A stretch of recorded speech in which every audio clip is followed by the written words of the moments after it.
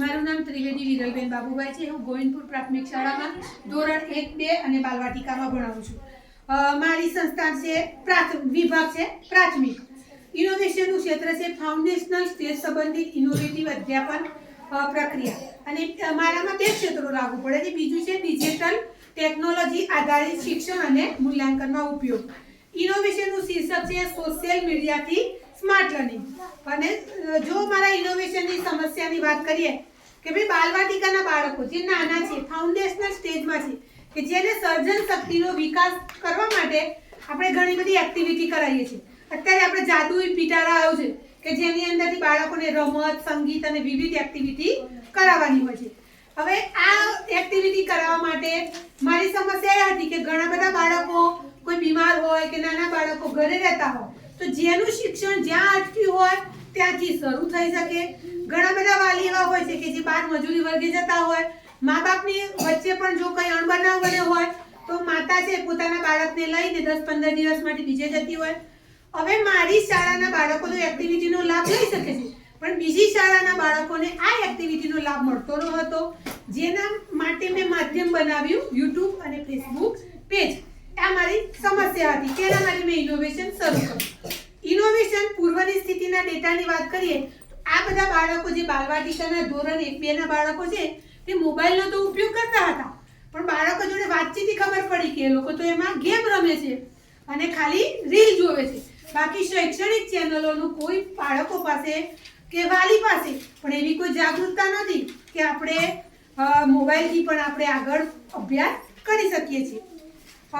મોબાઈલના પ્રયુક્તિ સાધન સામગ્રી અને લક્ષ્ય જૂથની વાત કરીએ તો કે મોબાઈલ ઉપર મેં યુટ્યુબના માધ્યમથી લાઈવ સેશન છે કે જે બાળકોને ફેસબુકના પેજ ઉપરથી અને સાધન સામગ્રીમાં મોબાઈલ અને તમામ એક્ટિવિટી કરાવવા માટેનું તમામ રો મટીરિયલનો ઉપયોગ થતો હતો।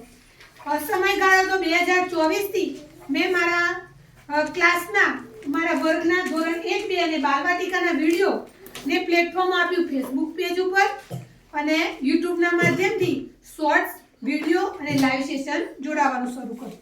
મારું લક્ષ્ય છે કે તમામ બાળકો જે અભ્યાસથી વંચિત રહી જતા હોય, મા બાપ જોડે મજૂરીએ જતા હોય કે અથવા બીજે ગામ જતા હોય કે જે રબારીવાસ છે કે જે અમુક કોમ છે કે જે વારે ઘડીએ બાળકોનું સ્થળાંતર કરતા હોય તે તમામ બાળકોનો જ્યાંથી અભ્યાસ અટક્યો હોય ત્યાંથી તે મારા વિડીયોમાં જોઈ અને તે અભ્યાસને આગળ લઈ શકે। જો નવતર પ્રયોગનું વર્ણન કરીએ તો મારા નાના એવા બાલવાટિકા અને ધોરણ 1, 2 ના ગોવિંદપુરના ગામના બાળકોની માતૃભાષાને એક વૈશ્વિક પ્લેટફોર્મ મળ્યું છે કે આ પ્લેટફોર્મ વિરલ ત્રિવેદી નામની ચેનલથી બાળકોને દરેકને પોતાનો સ્ટેજ ફોબિયા પણ દૂર થયો। આજે મારું બાળક સરસ રીતે વાર્તા પણ કહી શકે છે કે તેને મોબાઈલ સામે સ્ક્રીનનો કોઈ ડર લાગતો નથી અને પોતાનું વાર્તાનું વર્ણન કરે છે। ચિત્ર કેલેન્ડર કે જે આપણને ઘણું બધું સાહિત્ય મળેલું છે સરકારશ્રી તરફથી તેનું વર્ણન અને સર્જનાત્મક શક્તિનો આજે તેમનો વિકાસ થયો છે। અને ઘણા બધા બાળકો કે જે મારી રમત સિદ્ધરાજ છે કે સિદ્ધરાજના પપ્પા આર્મીમાં છે કે તે અહીંયાથી વર્ષમાં એક જ વાર ઘરે આવે છે છતાં પણ મારી ચેનલ ઉપરના વિડીયો તે રોજ નિહાળે છે। પોતાના બાળકની તમામ એક્ટિવિટી તે આજે બોર્ડર ઉપર છે, ઝારખંડ છે, ઘણા બધાના વાલી કાશ્મીર છે કે જે પોતાના બાળકની એક્ટિવિટી તે બહાર રહીને પણ જોવે છે। ઘણા એવા વાલી છે કે જે હીરા ઉદ્યોગ સાથે જોડાયેલા છે કે જીનલના પપ્પા સુરત રહે છે તો સુરતથી તે રોજ મારો સાંજે મારો જે વિડીયો ક્લિપ સ્કૂલ ગ્રુપમાં મૂકવામાં આવે છે તેમાં તે વાલી રોજ મમ્મીને જાણ કરે છે કે ભાઈ આજે આપણો છોકરો કે છોકરી કેમ સ્કૂલ ગયા નહોતા, બેનના વિડીયોમાં તો આજે જીનલ દેખાતી નહોતી તો તેની માતાને પણ ખબર પડે છે કે ભાઈ મારા બાળકની રોજની એક્ટિવિટી આ પ્લેટફોર્મના માધ્યમથી દરેક વાલી જોવે છે। એ સિવાય મારી કરાયેલી એક્ટિવિટીનો મહાવરો વાલી પોતાની રીતે ઘરે પણ કરાવી શકે છે। જો બાળકને કચાશ લાગે તો એ એક્ટિવિટી તેને ફરી કરાવે છે। મૂલ્યાંકનની વિગતની વાત કરીએ તો પહેલા મૂલ્યાંકન માત્ર શિક્ષકો જ કરતા હતા જ્યારે યુટ્યુબના માધ્યમથી આનું મૂલ્યાંકન વાલી પણ પોતાની ઘરે કરે છે। હવે મારી શાળાની અંદર મેં પોર્ટફોલિયો બનાવ્યો છે કે દરેક બાળકની એક્ટિવિટીનો પોર્ટફોલિયો છે। આજે મારી પાસે ઈ પોર્ટફોલિયો ઉપલબ્ધ છે કે જે ફેસબુક પેજ અને યુટ્યુબ આજે મારા 4.E વિડીયો અપલોડ કરેલા છે, એટલે વાલી પણ પોતાના બાળકનું મૂલ્યાંકન કરી શકે છે.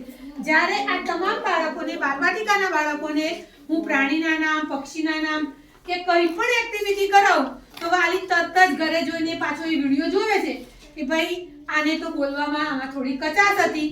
તો મૂલ્યાંકન શિક્ષકના બદલે આમાં બાળક પોતે પોતાનું મૂલ્યાંકન કરે છે અને વાલી પણ આ મૂલ્યાંકનમાં જોડાય છે. જો પરિણામની વાતો કરીએ તો આજે મારી પાસે એના તમામ ડેટા ઉપલબ્ધ છે. 3.6 કોમેન્ટ છે અને 30.5 વિડીયો મારા પબ્લિકે શેર કરેલા છે, 1.4 લાઈક છે અને 202.7 એના વ્યુઅર્સ છે. આની વાત કરીએ તો આના ડેટામાં 3 દેશોના ડેટા મારી પાસે ઉપલબ્ધ છે, જે મેં આમાં ડોક્યુમેન્ટ્સમાં જોડેલા છે. અને આજે મારા 1,03,660 જેટલા સબસ્ક્રાઇબર મારી સાથે જોડાયેલા છે. એ આ તમામનું પરિણામ પણ બતાવે છે.